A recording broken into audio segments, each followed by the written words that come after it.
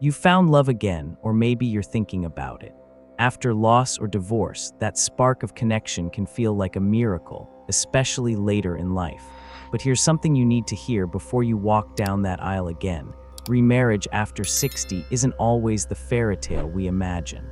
In fact, many seniors rush into new marriages only to discover heartbreaking regrets they never saw coming.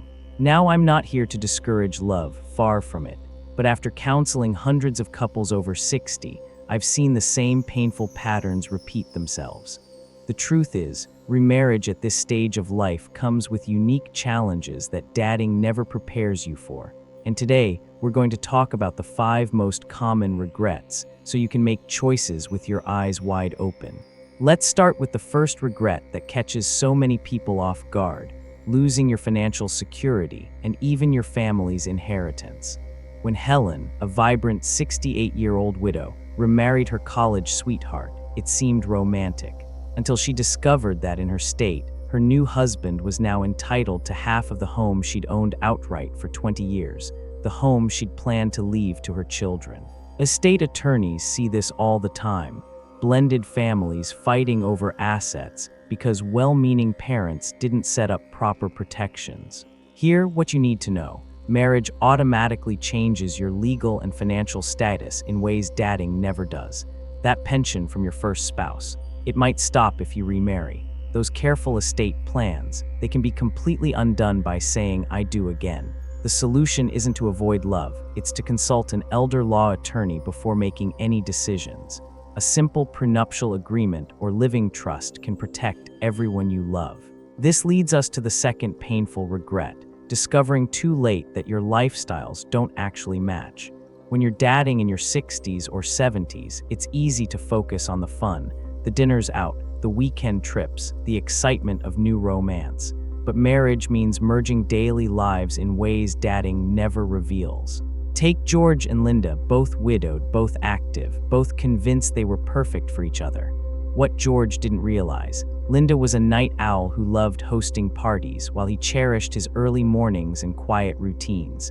Small differences become big problems when you share a home full-time. The solution: try living together first, not just for weekends, but for at least 6 months of everyday life. See how you handle grocery budgets, thermostat wars, and television remote negotiations before making it legal.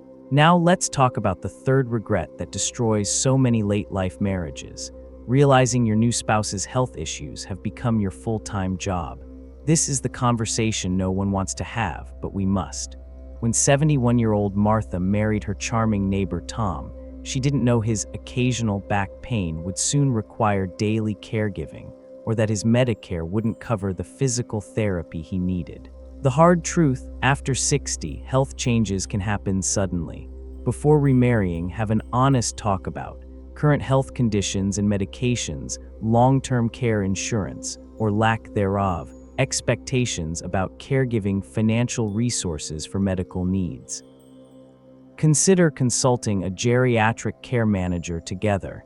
They can help you plan realistically for the future. Because love may be patient, but chronic illness tests even the strongest bonds. We've covered 3 crucial regrets so far: financial surprises, lifestyle mismatches, and unexpected caregiving burdens. But there are 2 more painful realities about remarriage after 60 that could make all the difference in your happiness. In the next part, we'll explore how remarriage can strain family relationships in ways you never anticipated, and why so many seniors say they wish they'd kept their independence instead. Because here's what I want you to remember: love is wonderful, but it shouldn't cost you everything else that matters. You know, when we fall in love later in life, it's easy to get swept up in the romance, the companionship, the shared memories, the comfort of having someone by your side. But here's what no one tells you: remarrying after 60 doesn't just affect you and your new partner, it sends ripples through your entire family. And that brings us to our 4th regret: watching your adult children pull away when you remarry. I'll never forget what my client Barbara told me through tears 6 months after her second marriage. "My daughter barely calls anymore," she said, "and when she does visit, the whole house feels tense. This happens more often than people admit. Adult children, even in their 40s and 50s, often struggle when a parent remarries. They might see your new spouse as replacing their other parent, worry about their inheritance, or simply resent sharing you with someone new. The solution isn't to sacrifice your happiness, but to handle these relationships with care. Introduce your new partner slowly. Have open conversations about estate plans. Most importantly, reassure your children that no one could ever replace their other parent and that your love for them hasn't changed. Family therapist Dr. Susan Brown suggests setting aside regular one-on-one time with your children, without your new spouse present, to maintain those irreplaceable bonds. Now let's talk about the fifth and perhaps most surprising regret: losing the independence you've come to cherish.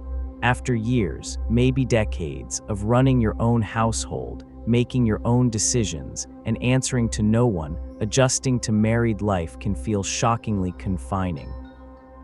Consider Henry's story. A widower at 72, he loved his 5 years of singlehood, eating when he wanted, traveling spontaneously, leaving his laundry wherever he pleased.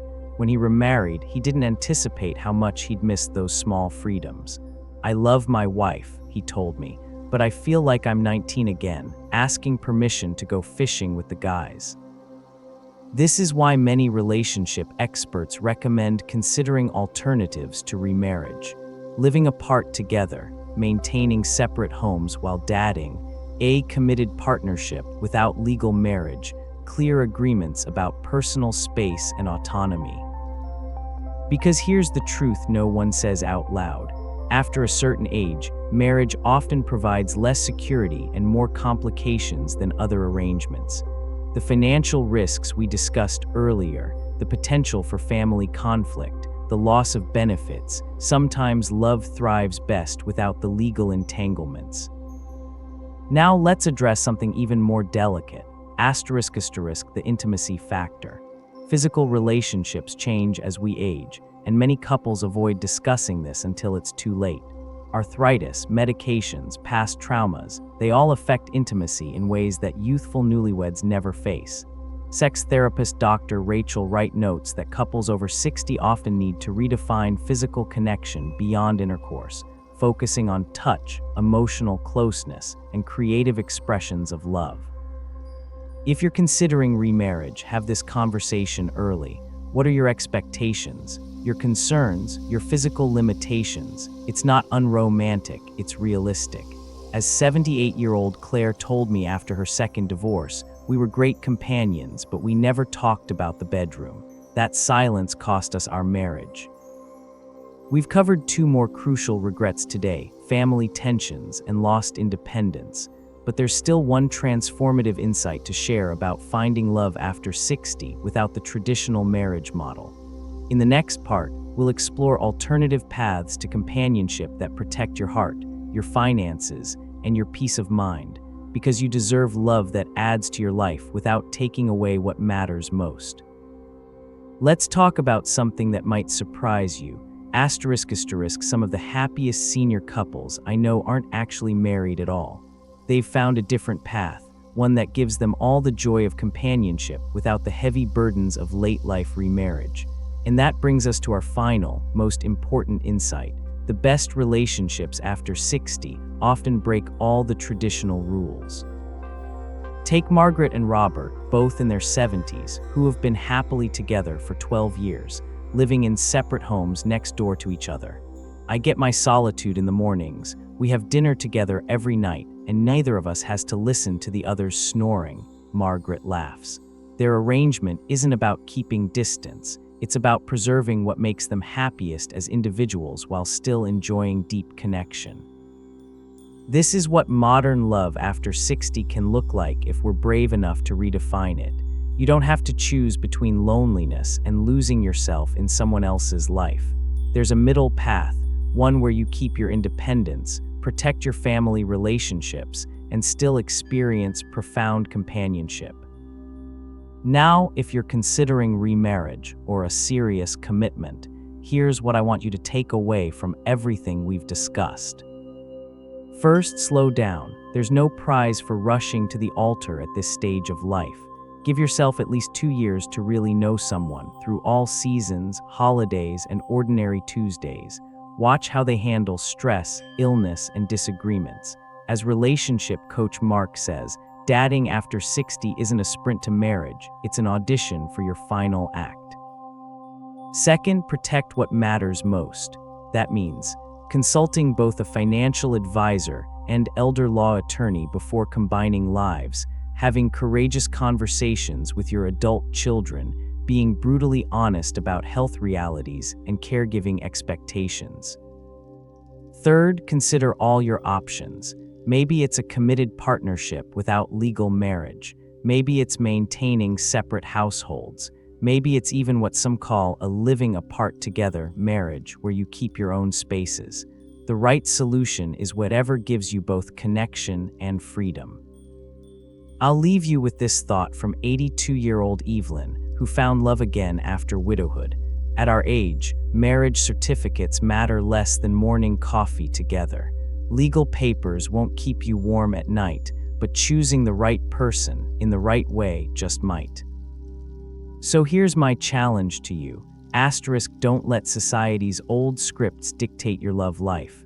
Write your own rules, protect your hard-won independence, and remember, the best late-life relationships aren't about dependency, but about choosing each other fresh every single day.